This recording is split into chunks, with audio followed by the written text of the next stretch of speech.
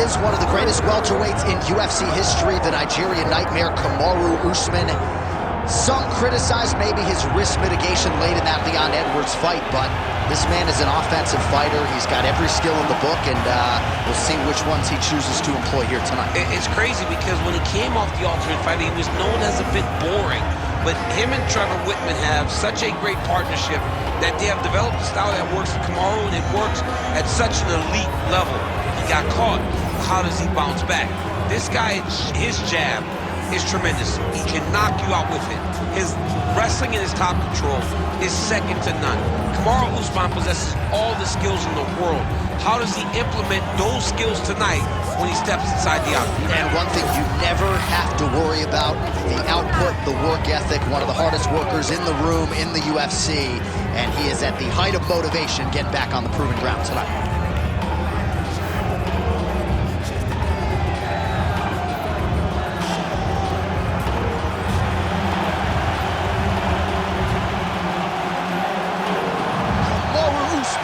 Ready to make a statement here tonight.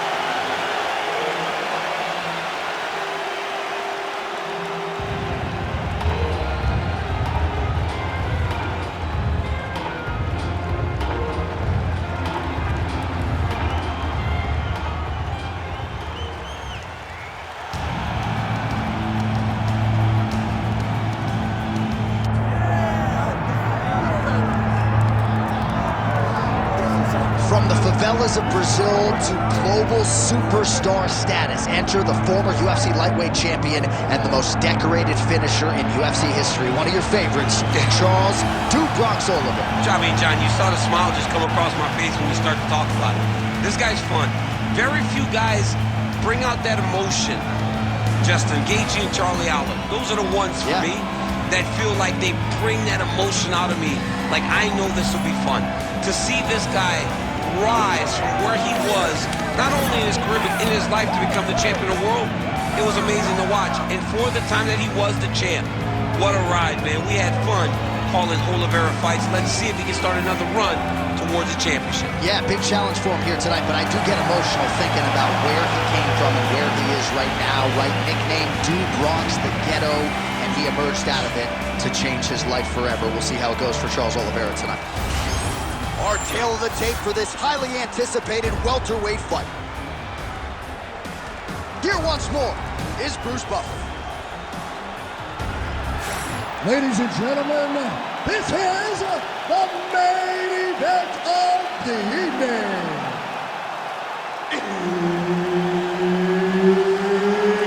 It's time! 5 rounds in the UFC welterweight division.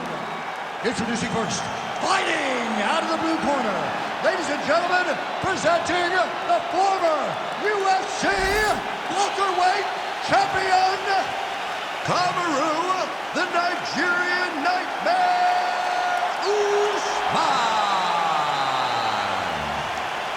And now introducing his opponent, fighting out of the red corner, presenting the former UFC lightweight champion, Charles "Bronx" Oliveira.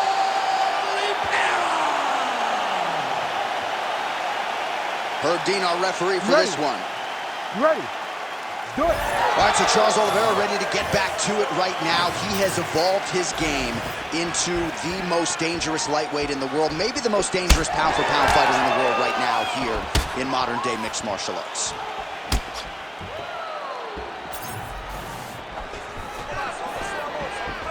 Oh, that's a big hook there.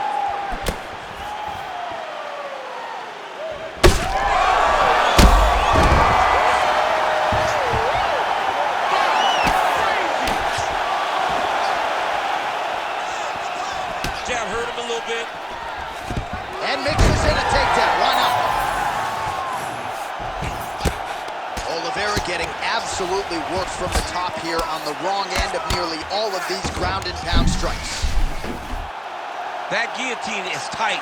Oh, favoring position over submission. Very smart decision. You never want to value the submission over keeping dominant position. Ooh, that's tight, I'd be tight. It's starting to get really tight in there. Oh, bails on the submission now. He's got to be careful here. Well, not good body language from his opponent here, DC. He's curled up. No, he's exhausted. He's been beaten. Well, this is some serious pressure from the top by Oliveira. Print the shirts, ground and pound.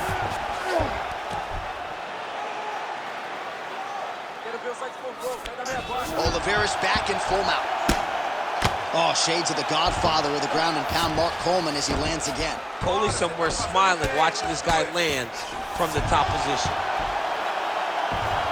All right, so the most decorated finisher in UFC history, Charles Oliveira, trying to add to his totals here tonight. He can submit you on the ground, standing up, and his grappling once again on point tonight. Yeah, John, his grappling's great. I mean, we have seen him do to the best fighters in the world consistently what we have not seen from many. And most times it's due to the fact that if you get on the ground with Charles, you are in trouble. His submission attempts tonight have allowed for him to get back ahead. Oh, that Darce choke is tight.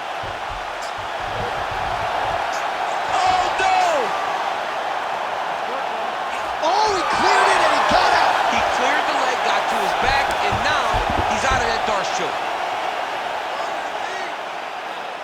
45 seconds to go here in round one. Champ, look at that redness underneath his elbow. A lot of those strikes to the body starting to pile up.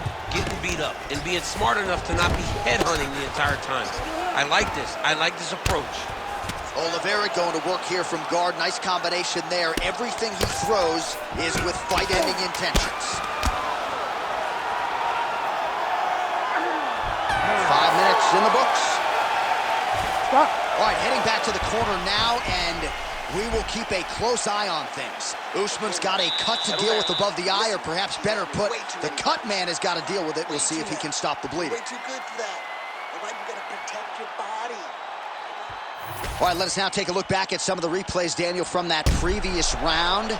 And he certainly has the hands and the feet going tonight as he caused a cut there in that previous round. A lot of times you can't even dream this stuff up, where you fight this well.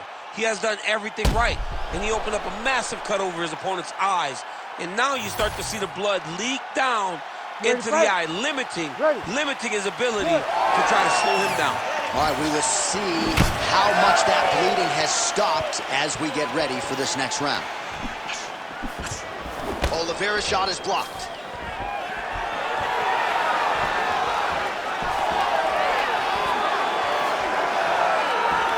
Keeps going back to that jab, keeps throwing that jab, but unable to land. Oh! That is it! Charles Oliveira with a huge win tonight!